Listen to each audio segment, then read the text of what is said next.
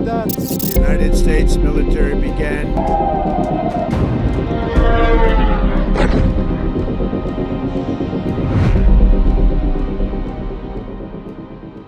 On February 28th, the United States and Israel launched the largest military operation against the Islamic Republic of Iran in history.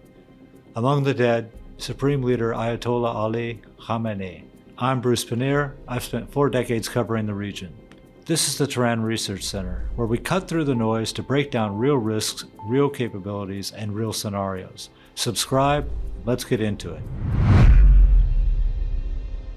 Joining me today, Alex Grinberg, Senior Fellow at the Turan Research Center and Captain in the Reserves of Israeli Intelligence, and Negar Mojtahedi, award-winning journalist with Iran International.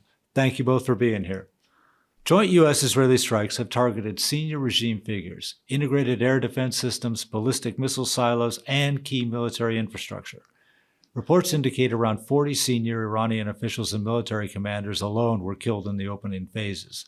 Let's take a look. بسم الله الرحمن الرحیم حضرت آیت الله العظما سید علی حسینی خامنه‌ای شهد گوارای شهادت را نوشیدند. The United States military began major combat operations in Iran.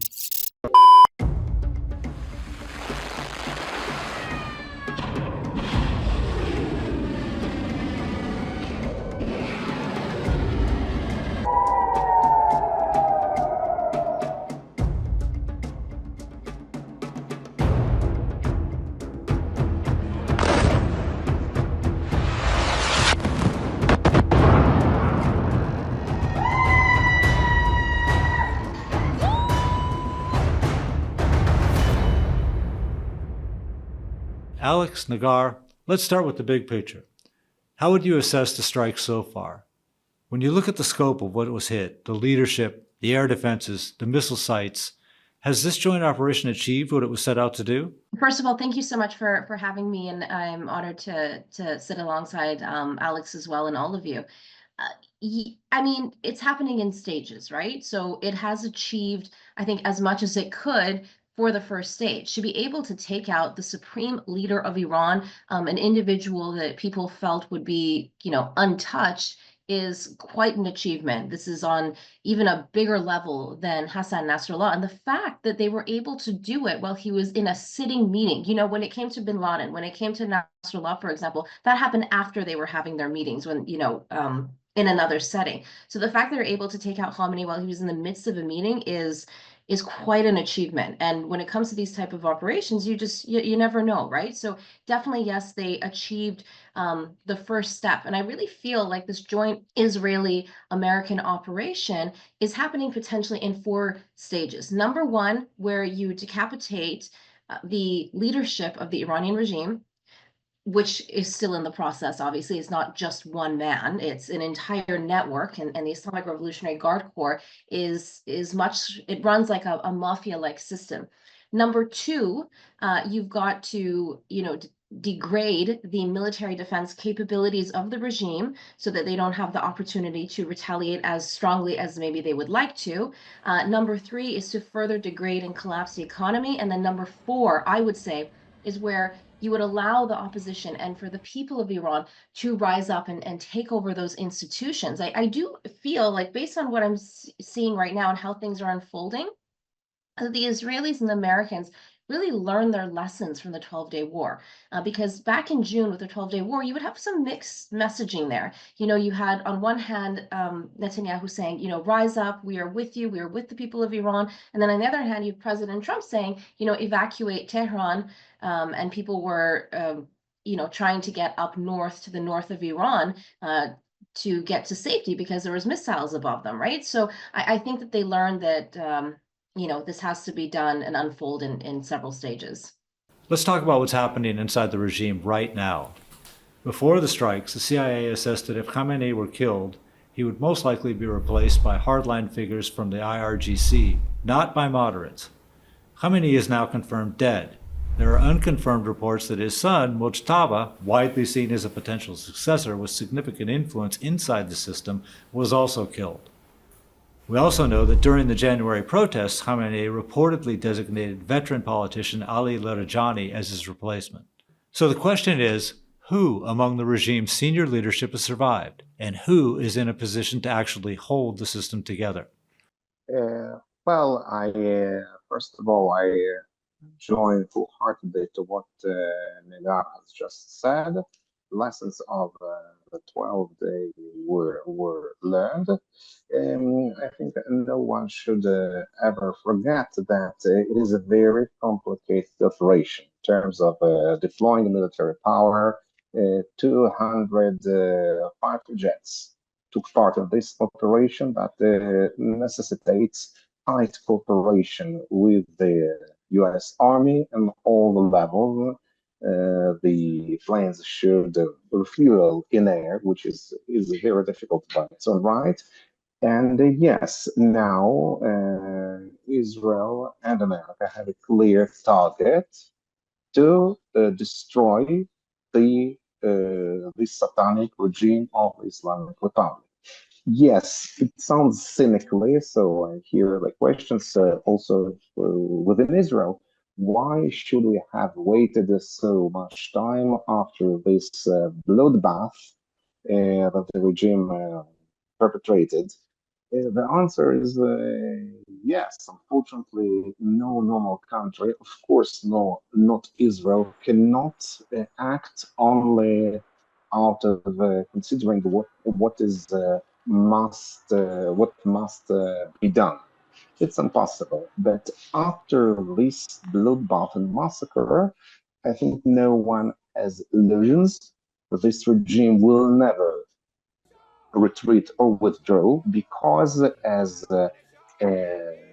fascinating Iranian anonymous Telegram channel depicted it is a mafia regime, and what characterizes it is moderiat jor, managing of crime. It means that the regime utilizes all walks of criminal life to kill its own citizens, to outsource murder and assassinations to just criminals. And of course, the IRGC have their own funds, money, they enjoy free internet, and they really don't care about the suffering of the Iranian people. Because of all these, the mere hope that something, anything, anyhow will get better, will better off only because of tight sanctions, it's just not. It's impossible. This is the reason for the operation. And yes, neither Israel and America, I think, have done everything they could. Still, of course, there is a lot of work to be done to destroy all the missile launchers, and I think one should kill human force of IRGC so that they be unable to shoot people in the streets of Tehran and other Iranian cities. But all the rest is upon the Iranian people, those Iranians who want to take their fate in their hands. This is it is big time to act. In the hours following the strikes, Ali Larijani issued a direct threat to the United States and Israel. Yesterday, Iran fired missiles at the United States and Israel, and they did hurt. Today, we will hit them with a force that they have never experienced before. Here's President Trump's response. Iran just stated that they are going to hit very hard today, harder than they have ever hit before. They better not do that, however, because if they do, we will hit them with a force that has never been seen before. Let's zoom out to strategy. What are the stated and unstated goals of this joint operation? What options does the United States and Israel have in front of them going forward? How long could this campaign last, and what are the realistic off-ramps? Well, I would say, that's an excellent question. What I would say is that the unintended goal of this campaign, in my view, is definitely regime change. not in regime change in the sense that we know it of Iraq or Libya, but to allow this regime to collapse so that the people of Iran can take over. I mean, you already in many ways have your foot soldiers on the ground with the people of Iran. I don't foresee American or Israeli foot soldiers on the ground inside Iran. I don't think that they have the capability or the political will to do something like that. That being said, I do foresee this campaign taking months. And the military might that has amassed in the region is akin to, the invasion of North Africa during World War II. So this is not to be taken lightly. This is not Operation Midnight Hammer. This is not what we saw during the 12-day war where you're, quickly in and you're out. Something like this, again, like I said, is going to unfold in several stages. So it's going to take quite some time, but it's going to be limited to aerial and sea, I would say. And when it comes to the options after regime change, the Iranians do in some ways have an opposition, although this opposition lives outside the country. And that's because the Islamic Republic of Iran has been very good at limiting the ability for leaders to network inside Iran. And anytime there was any sort of Nelson Mandela-like figure, that individual is rotting away in Evin prison, sadly. So you are going to have to look to the West. The people of Iran are calling for the crown prince of Iran, the Shah, the son of the former Shah, the last Shah of Iran, to return. He does have a lot of popularity at this point. People who I knew in Iran who were either believed in kind of evolutionary change and reform, people who were anti-monarchy have now turned to him simply because they don't really see another option. So people are coalescing under his name at this point. So I think that if Western governments start to recognize him, Reza Pahlavi, as some sort of transitional leader and delegitimize the regime, stop with negotiating, stop with the talks. In Europe, you need to expel diplomats, shut down your embassies, et cetera, et cetera. I think that would really help for the day after. Already in Canada, for example, there's a petition that was started by a conservative member opposition within the House of Commons, and within, I think, a few hours, she got more than 500 signatures demanding that the Canadian government recognize Reza Pahlavi as the leader of the transitional leader of the Iranian government. So again, yeah, I think that regime change is the goal here, but not in the way that we see regime change, and there are options when it comes to the opposition. President Trump has encouraged Iranians to rise up, and many Iranians have rushed to the streets and celebrated the elimination of Khamenei.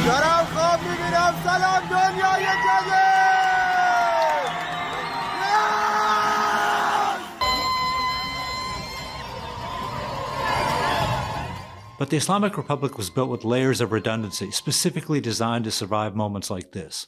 The IRGC, the Basij, the intelligence apparatus, these institutions don't depend on a single leader. And on the other side, there's no unified opposition movement, as you said, Negar, ready to step into a vacuum. So the question is, can a popular uprising actually bring down this regime, or is the system too resilient for that? Alex, I'd like to start with you. Well, of course, everything that I'm going to say is only a speculation, for I really cannot know what will happen. It's too difficult. But I would start with a premise. Nothing can be worse than this regime, in particular after this bloody massacre. I think it's important to say that and speak it up overtly, against the backdrop of all we can hear that is very dangerous, that they never touch the Iranian regime because you never know what will get after that. Nothing can be worse than this regime that has no qualms to kill literally everyone. Women, children, and young girls, or whatever. Second thing, Iran is often compared to the adjacent Arab countries like Syria or Libya or Iraq. And so the argument goes this way: don't touch the regime because chaos will ruin Iran, and look at Syria and Iraq, what's going on there. But again, I think that this scenario is highly improbable for Iran because Iran is a very crystallized nation state. It's not a conglomerate of Arab tribes that indeed fight each other. Don't see any prospect that people in Iran start an intestine war against each other. What can be possible, indeed, some period of interregnum until the moment that, let's say, those Iranians who want to organize and to fight against the regime take the power in their hands. That's true, and of course, yes, unfortunately, this is what is going on, and no regime has ever fallen only following a protest alone, because it is impossible. You always must have a clearly organized movement whose purpose is to topple the regime at the helm. It cannot be done otherwise. What concerns Reza Pahlavi, again, I often hear this assertion that he has no support in Iran, etc., etc. This assertion has some logic, it's true, yet it is only an assertion. There is no evidence because no one has ever conducted independent polls of opinion in Iran, so we cannot really know whom people support or not. For example, I can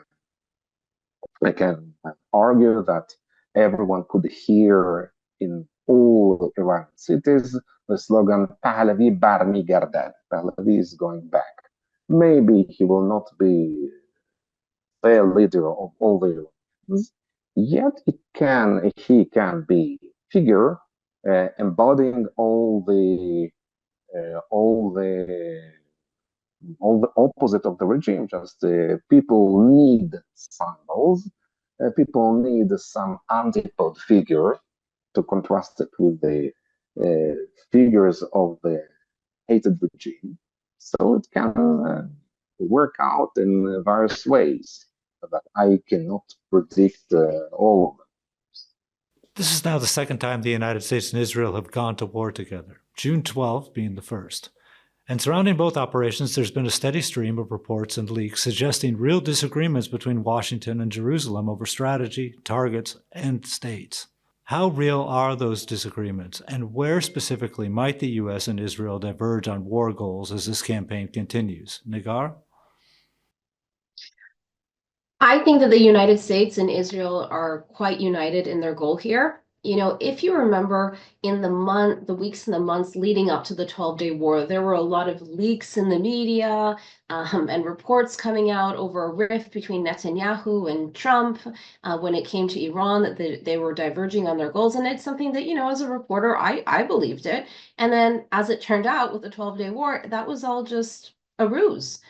Which is quite smart when you think about it strategy-wise, because if you want to conduct military strikes against an enemy state, you don't want to put all your cards on the table, right? You don't want the enemy state to know what you're up to and what you're doing. So I think it's actually quite smart to, you know, at least make the appearance of divisions. And I feel that they're quite united. Now, is Trump's party united when it comes to this matter? Probably not, because within Trump's administration, you do have figures like J.D. Vance and those who are against these so-called forever wars, et cetera, et cetera. But I do feel that still the majority of Republicans and even Democrats are in support of this. And they don't see it as a forever war. They see it, in fact, as a war to end other wars. The Iranian regime is seen as the aggressor and the bully of the Middle East. You know, even neighbors like Pakistan, you know, don't want the Iranian regime to obtain a nuclear weapon, right? So even an ally like for them, like Pakistan, is in that position.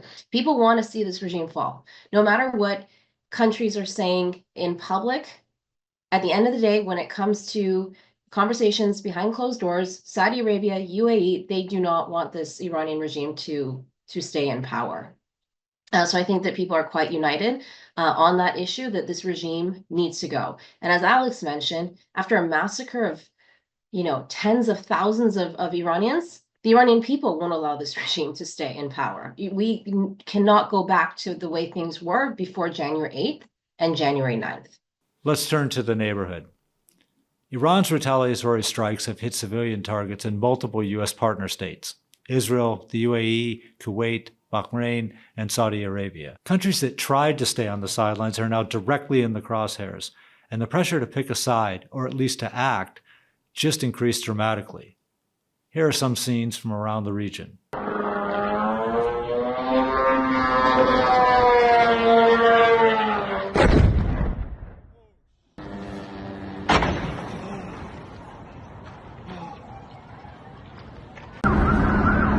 Что мы находимся в Бахрейне. Мы тут ударили по американской базе. Там где горит все.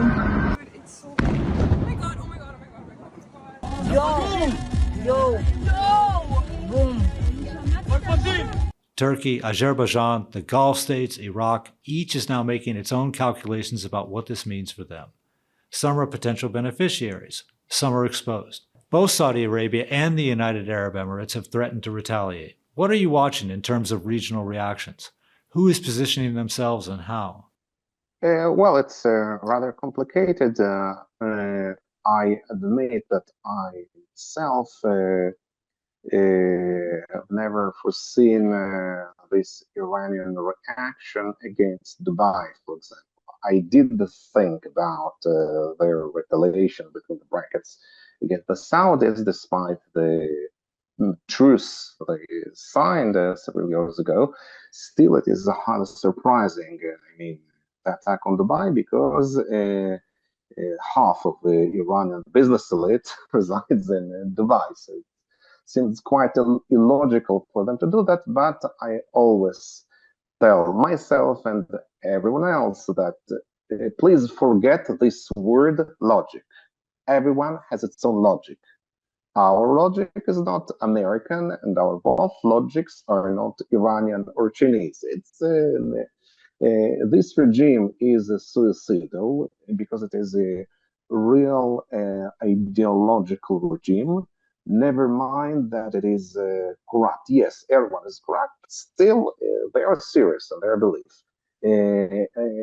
So they will never give up their creed, and they're ready to drag everyone else with them to hell. So this is what's going on now, but still I also urge not to get too nervous because Iran was and it remains a very weak country in terms of conventional military might. Yes, of course, it hurts. Now, just an hour ago, an Iranian missile murdered 8 people in Bechemeh. Yes, it's a tragedy. It's a tragedy, everyone killed, but still, it is not. It's not. It cannot be compared to the exchange of missile salvos during Jang Tahmili, during the war between Iran and Iraq. It's far, and either way, I'm sure that if the Iranians shoot again missiles on any adjacent country, American reaction will be even more devastating. It's easy to do.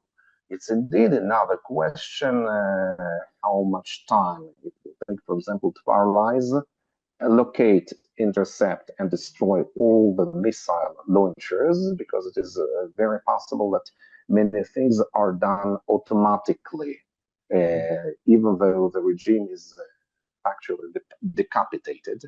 So it's still remains work to be done, but it's I think that the crucial point, at the point of no return, has been crossed, and this is very important indeed to organize things that power transition in Iran will be done, because I think the chances of Iran to regain its place under the sun of the Middle East is very important.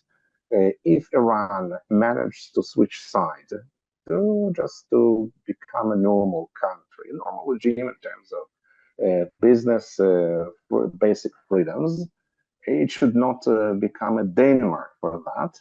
It's enough that the regime spends money to improve the life of its citizen, and in that event, Iran. Only sky will become the limit of Iran's aspirations. and it will be necessary and a deadly blow to political Islam, which is also indispensable. But again, it depends on the Iranians themselves.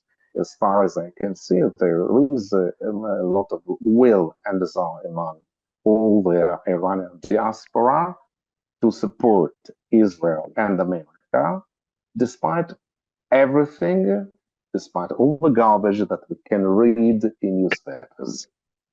Russia and China were quick to condemn strikes against Iran. Let's see what they said. Blatant killing of a sovereign leader and the incitement of regime change were unacceptable. China is calling for an immediate cessation of military action, a return to dialogue and negotiations as soon as possible, and joint opposition to unilateral actions. Please accept my deep condolences in connection with the murder of the supreme leader of the Islamic Republic of Iran, Sayyid Ali Khamenei, and members of his family, committed in cynical violation of all norms of human morality and international law. What does the fall of Khamenei and the degradation of Iran's military capacity mean for Tehran's strategic partners, specifically Russia and China? Does Moscow lose a critical ally at a moment when it can least afford to? Does Beijing recalculate its approach to the Middle East? I mean, what kind of an ally is Russia and China anyways? China, in my view, is a very predatory ally of Iran. They're just trying to extract, cheap oil and gas from them at the best price for themselves that they can. Russia, when it came to the 12-day war, didn't get involved, and the Vladimir Putin cited the fact that I think there are over 2 million Russians living in Israel. But at the end of the day, he does have good relations with Prime Minister Netanyahu as well. So I think when it comes to these, emergency-like situations for the Islamic Republic of Iran, you can't count on these so-called partners, because in many ways, they're not really allies. Like I said, I would frame China to be predatory towards Iran in many aspects, taking advantage of them for sure. And Russia is more an alliance of strategy. That really took shape with the Russian invasion of Ukraine, and you saw Iran's involvement there. So there's not much that they can do for them at this point. And you see really interesting, actually, that when you think about it, with the taking out of Maduro and Venezuela, that was a huge thing, not only for Iran, but for Russia as well. And then with Bashar al-Assad out of the question in Syria, Russia is losing a lot of strongholds within that network. And finally, the proxies. Iranian-backed militias in Iraq have already threatened the United States. What about Hezbollah? After everything that's happened to the organization over the past year, how much of a threat do Iran's proxy networks actually pose right now? Are they capable of escalating, or are they largely degraded? I think they're still maybe they escalate, that it's not certain, because even if they decide to escalate, I don't think they can help much Iran, because both Iranian proxies, namely the Houthis and the Hezbollah, let alone Iraqi militias, have also their own troubles. They can do something, yes, they definitely can. So if the question is whether the Houthis are able to shoot a sure-sea missile, yes, they can, but it will hardly be a strategic counterbalance to Israel or America, because I can hardly believe both proxies are able to do anything worse or bigger and greater and more severe than what they have already done. And given the particular situation of Hezbollah, it's hardly believable that they will launch attacks on Israel. Again, they can, technically speaking, they can do that, but it will not be strategic missiles that threatened Israel before the Pager's operation. And if they do that, okay, so Israel can bomb Lebanon. And it is done. All the more that, like in the case of Iran, all the Lebanese know very well that they have nothing to fear because Israeli planes won't bomb Christian or Sunni areas of Lebanon. So that's it. And I think we all must be happy that the bad guys have also their limits. And just one phrase, sorry, Yep. Russia, the mere idea that is very widespread in Washington, that there is an axis of evil stretching from Moscow via Tehran and Beijing, is factually baseless because neither country of the three can have a mutual and equal relationship with the others because each one is very proud. Each one has imperial aspirations. For example, China, only China sets up rules for dealing with China. It's not Iran and China, it's China that dictates to Iran oil prices, etc., just as it does to Russia and just as Russia does to both. And of course, we've talked about the relationship between Russia and Iran. There is an atmosphere of mistrust between the Russians and the Iranians. They say in Russia that the love and friendship between Russia and Iran is like two hedgehogs who want to make love. They want, but it hurts, and because it's like, it's very complicated.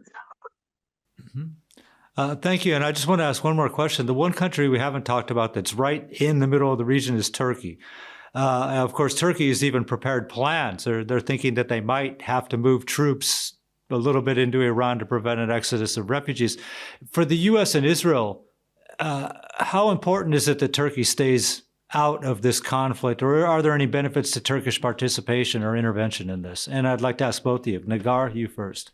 Well, I think that Turkey also has imperial aspirations, and you could go back to the time of the Safavids, if you will, at war with the Ottoman Empire. So they both have this very imperialist mindset, and I wouldn't trust Turkey in this situation because they are in some ways partners with Iran. In some ways, they are also in competition with Iran. But then there's the relationship between the United States and Turkey, as well as Turkey and Israel. So it's quite complicated. And you also see Turkey obviously having a lot of influence now through HTS in Syria as well. So there's a lot of different geopolitical interests here. But Turkey is not one of the countries that I would put my hopes and my bets on for the a free Iran. I don't think that Turkey would want to see a free Iran for many reasons, because if Iran is finally free of this Islamic Republic of Iran regime,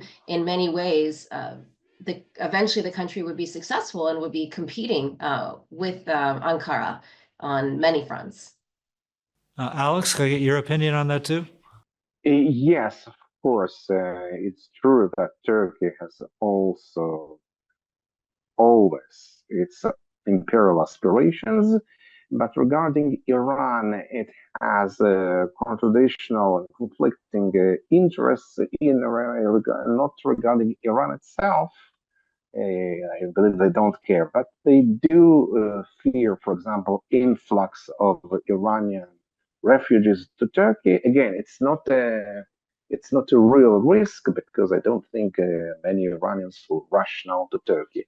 But it is real on the other hand because they extrapolate from their experience of Syrian refugees, and indeed many thousands of Iranians live in Turkey, but they live there because of their regime.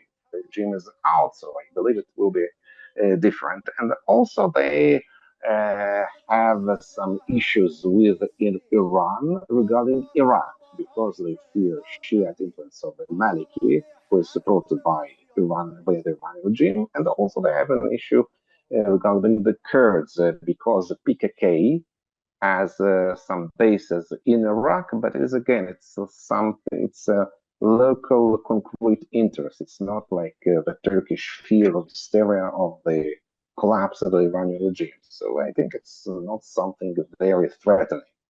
Okay, Saudi Arabia said it's ready to retaliate against the attacks that it's had. Now, if they do join the campaign, what does that do to the situation out there? And how does Saudi Arabia work with Israel in such a situation? You know, prior to October 7th, it seemed like Saudi Arabia and Israel were moving very close to each other. They were going to become part of the Abraham Accords. And I still think that is a reality, that is still a possibility. Obviously, Saudi Arabia needs to deal with some politics up front, if you will. But again, behind closed doors, I do feel that they are getting along and that we're probably going to move closer towards the Abraham Accords there. So Saudi Arabia has a lot to gain from the fall of the Islamic Republic of Iran, and the fact that they have put out a statement saying, you know, that they are ready for retaliatory response if the Islamic Republic continues these attacks is a very, very, very big deal. And it goes to show you that a lot of the, analysis that we heard for a number of years prior to any kind of direct confrontation between Iran and Israel was about Khamenei being this big figure for the Muslim world. And if he were killed, there would be Muslim troops out and about conducting attacks. And, we didn't see any of that. So really, it goes to show you that a lot of that, image of Khamenei was not only propaganda, but really a myth as well. So the fact that, again, Saudi Arabia said that they are prepared means that the Iranian regime should be scared, and they shouldn't be taking this lightly, and they are limited with their options right now. And it shows me that, yes, the Iranian regime can retaliate. As Alex said, we already saw several people dead in Israel, and any death is a tragedy, but it's not on the scale or the magnitude that I think the regime would like to see. So in some respects, I would say they are a paper tiger. Okay, thank you. It looks like we're out of time, but I thank you both for being on the show. Alex Grinberg, Negar Mojtahedi, thank you very much for being with us. It's a pleasure. Thank you. Thank you. That's all for now from the Turan Research Center. We'll continue to cover this story as it develops.